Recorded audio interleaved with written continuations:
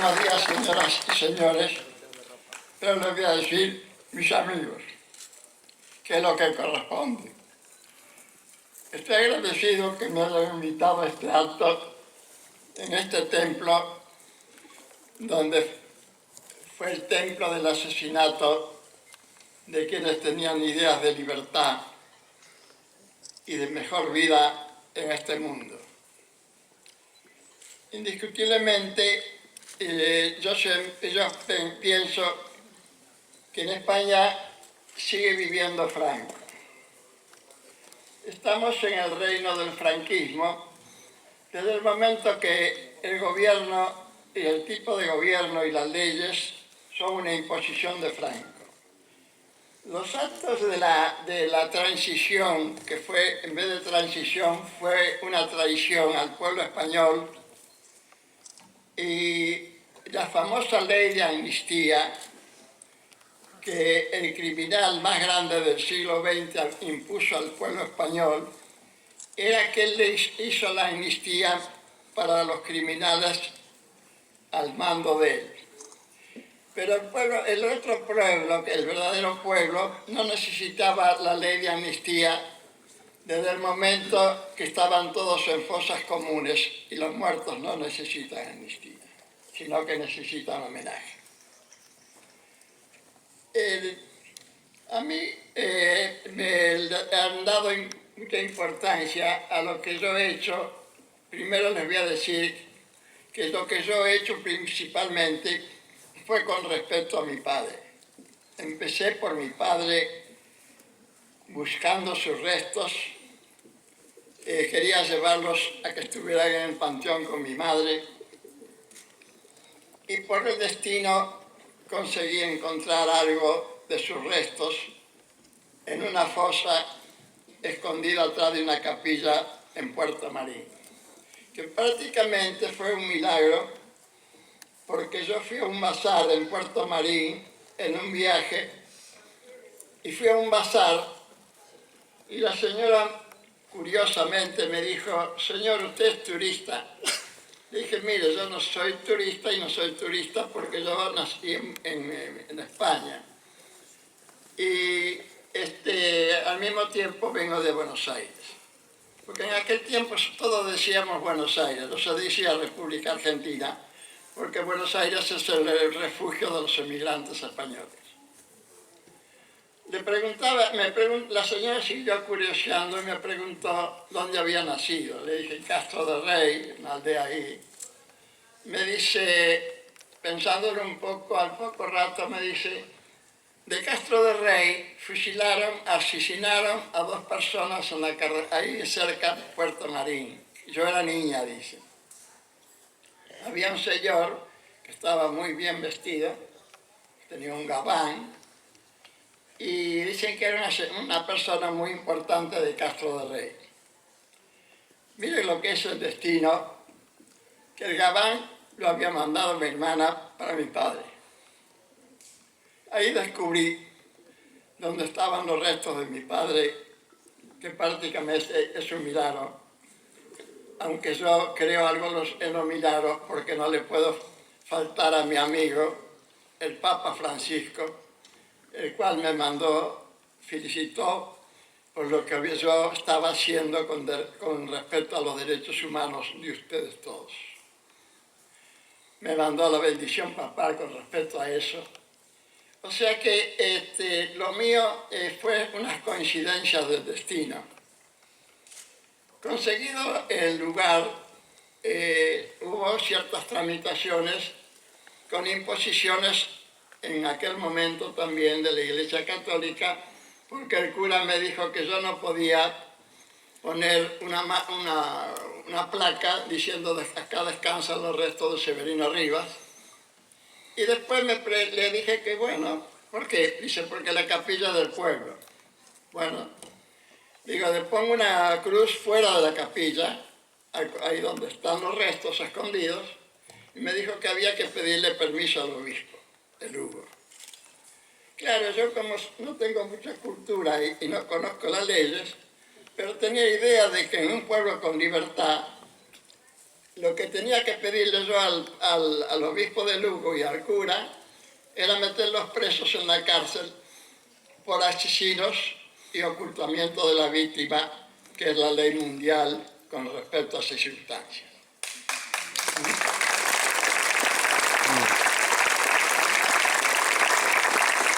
Bueno, después de muchos trámites, empecé a acumular pruebas por cómo lo habían asesinado a mi padre, porque aquella gente, aparte de ser asesinos, eran brutos. Y creyeron que lo que ellos estaban haciendo era para la eternidad. Entonces opinaban de que se iba a ocultar lo que ocurriera en el futuro. Yo conseguí documentación directamente del Archivo Secreto del Estado. A mi padre lo procesaron por traición a la patria y portación de armas, siendo que los traidores eran los falangistas y los que portaban las armas eran los falangistas. Los falangistas entregan a mi padre, me lo secuestran en el Café España de Lugo y se lo entregan al ejército con una nota firmada por ellos mismos, que tengo yo, donde decía: se procesa a Severino Rivas por traición a la patria y portación de armas. Los militares reciben eso y hacen el proceso, pues tengo yo también, y dice: se procesa a Severino Rivas a ruego de Falange Española. Pero no conforme con eso, pasaron unos 2 meses más o menos, como tenían miedo que se les escapara la presa, han decidido el ejército entregarle a los falangistas a mi padre. Y se lo entregan un 29, y ese día 29 lo asesinan cerca de Puerto Marín, a 30 kilómetros de Lugo.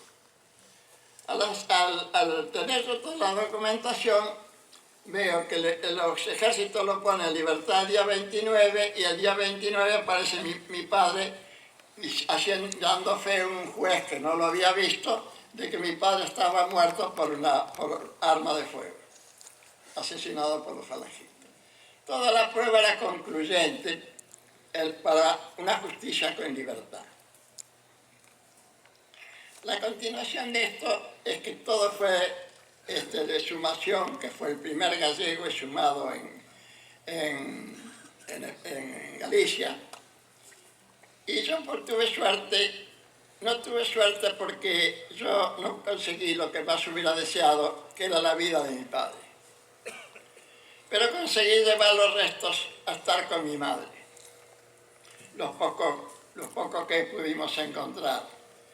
Y pude también poner en mármol grabado algo que no existe en España, porque tampoco no podía existir, porque al que la ponía lo asesinaban acá en España.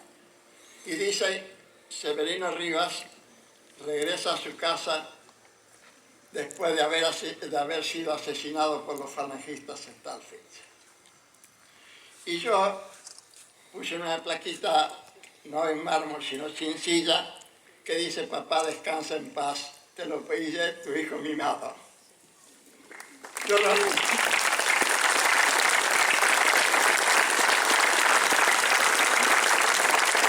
Yo era el menor de mis hermanos, el mejor de toda la familia, y mi padre tuvo que perderme y yo lo perdí a él, porque mi padre previó que el país no me daba futuro. Y habiendo unos hermanos ya en Buenos Aires, me embarcó para Buenos Aires con 8 años y medio. Iba solito en el barco, pero claro, me esperaban allá en Buenos Aires. No hacía de capitán, sino que había otro que hacía de capitán, pero yo no tenía ningún mando en el barco. A todos les parece raro que de tan joven yo emigrara a Buenos Aires. Fue una suerte emigrar, pero si hoy me lo hubiera preguntado a mi padre, le hubiera dicho que me iba a Buenos Aires.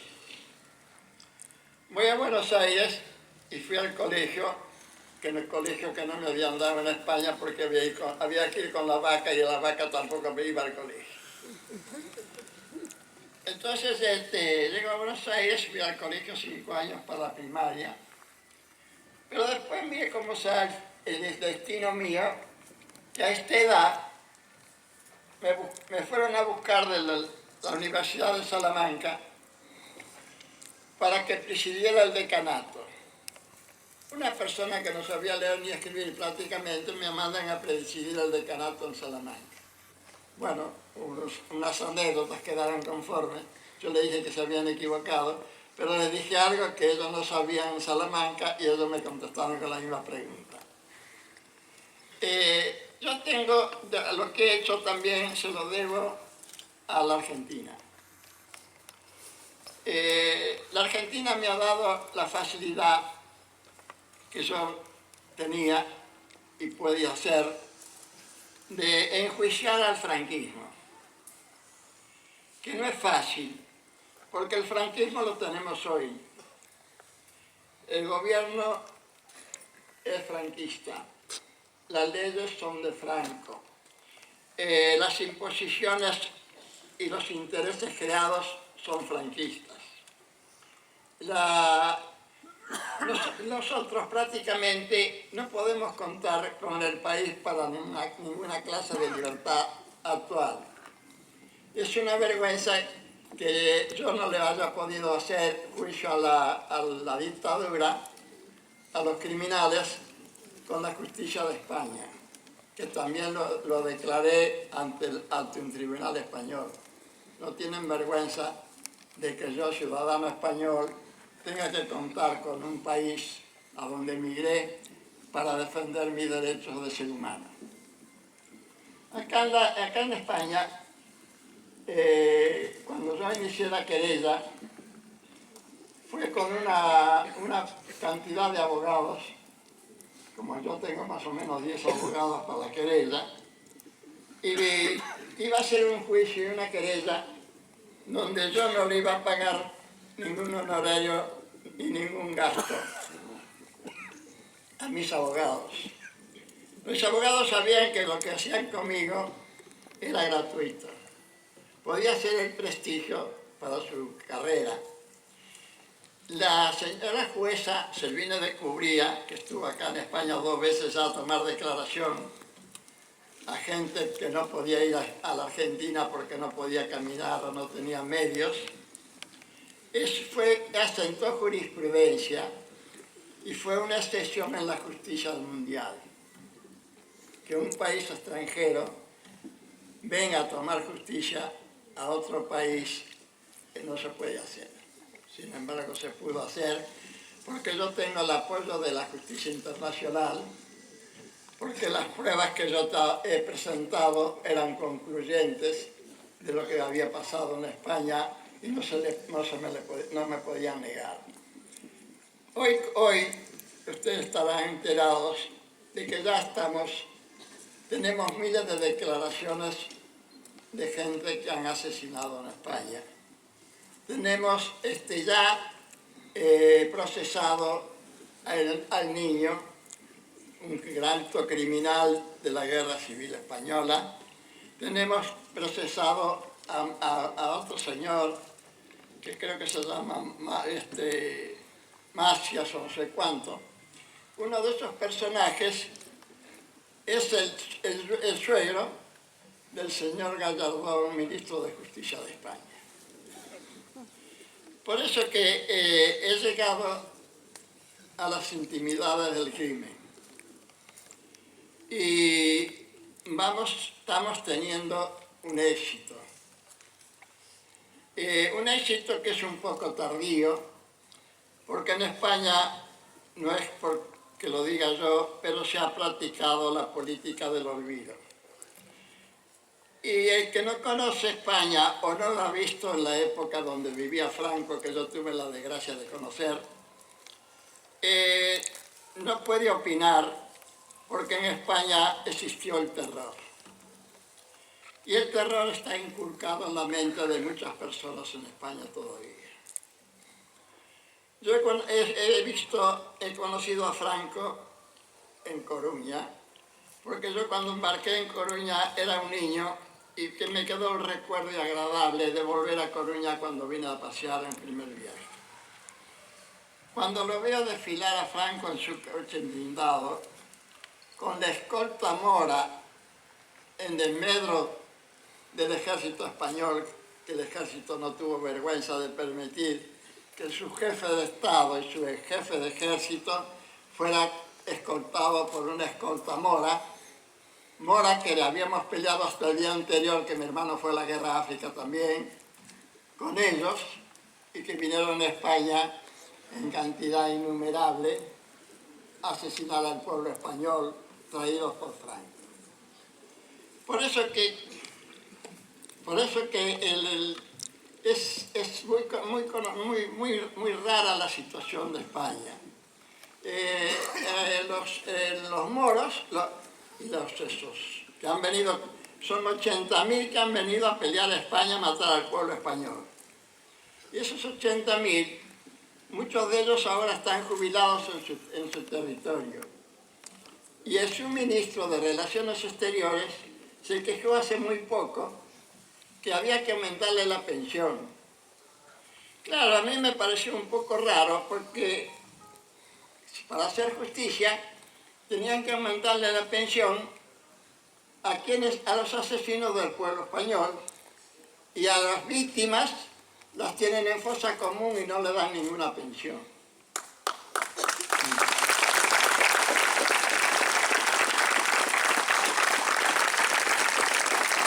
Bueno, no les quiero contar más intimidades, porque también tengo mis defectos y por ahí usted me descubre. Pero yo estoy agradecido a la Argentina para siempre. Tanto es así que cuando me han hecho un homenaje en Lugo, un homenaje en alguna parte fuera de Argentina, pido que me pongan la bandera argentina. Y mis amigos de Lugo me han regalado 2 cuadros que me los entregó el obispo de Mondoñedo, donde una parte es Argentina y otra parte es España. La Argentina, como un emigrante gallego como soy yo, que no tiene ninguna trascendencia política, porque nunca me metí en política, porque la política mismo no me gusta mucho, y tampoco en el caso mío no puedo aceptar ni política ni intereses económicos. Yo no cobro nada por lo que hago, pero tampoco pago. Porque si en defendiendo los derechos humanos o queremos hacer algo por los humanos, si mezclamos los intereses no defendemos los derechos humanos. Y es muy triste porque todavía viéndolos a ustedes, sabiendo lo que han sufrido y lo que sufren y que comparten el dolor conmigo, me hace que me quede de este lado, porque si no ya hubiera pasado al reino animal.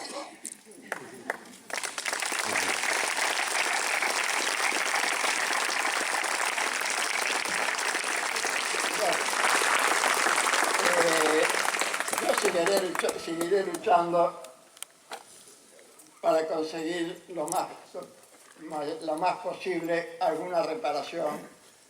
Y nosotros tenemos que decir que estas personas que fueron asesinadas acá y todas las otras que no están acá ahora, ni han estado nunca, no debemos decir que son víctimas de una guerra civil. Esas personas son héroes de un drama de España. Y debemos recibir sus restos como los restos de héroes de un drama. Porque si no, la oposición, como sus sentimientos y mala intención continúan, dice si los asesinaron, por algo los asesinaron. Creo que ustedes conocen ese término en España. Así que ustedes reciban siempre los restos, siendo posible, como héroes de su familia, porque España sufrió un drama, no fue una guerra civil. Don Miguel de Unamuno ya decía que lo que le había ocurrido a España era una guerra incivil. Entonces, después les voy a pedir, cuando termine de hablar mi sobrina, que hagamos un minuto de silencio en homenaje a todas las víctimas de la guerra del drama español. Gracias.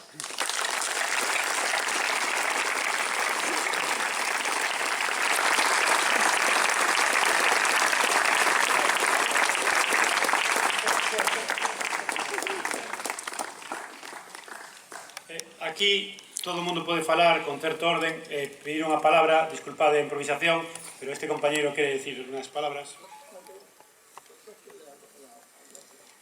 Moitas gracias pola ocasión de poder falar. Vou ser breve, bons días a todos, para mí é un gran honor poder falar aquí. E simplemente a intención inicial era presentar a Asociación de Marinos de Guerra de Ferrol víctimas do franquismo. A asociación está en constitución e os obxectivos son máis ou menos e coinciden cos da memoria histórica, e non falalos porque prefiero utilizar o meu brevísimo tempo para recordar unha cosa moi importante.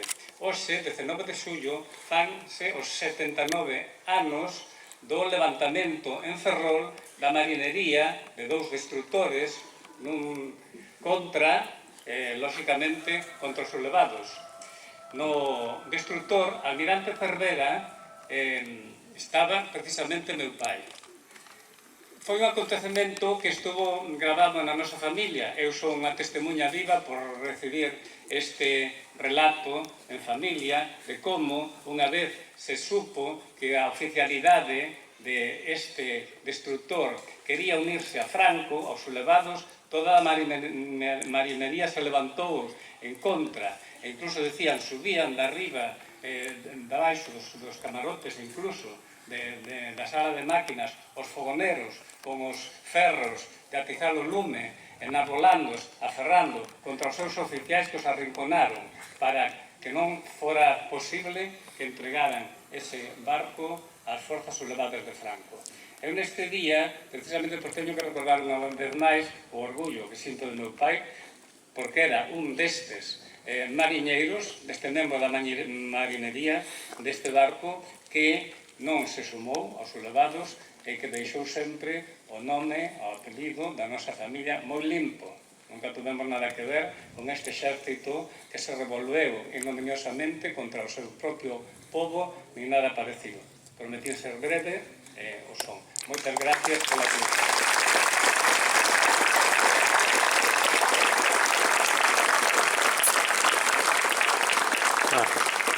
Unha peza musical que nos vai a deleitar Raúl, Darío abrirá a porta ás pombas e iremos escuchando.